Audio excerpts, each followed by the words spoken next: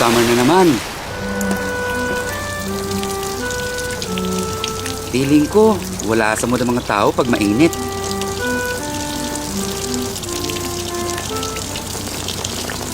Actually, di naman talaga ganun kainit eh. Mukhang wala naman pong sira. Tigpitan ko lang itong wire.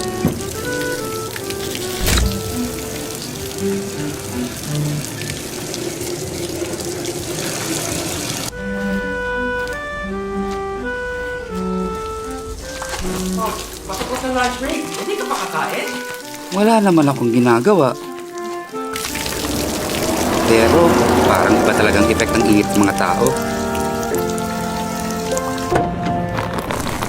Hello, sir. Nako. Kaya nag-grab car ako.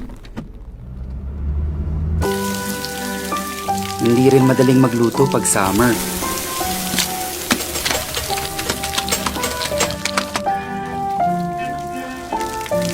So nagpapadeliver din ako sa GrabFood.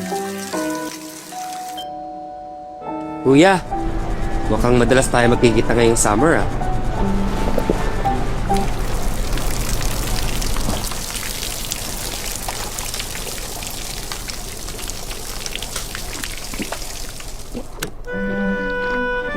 Actually, hindi naman talaga ganun kainit eh.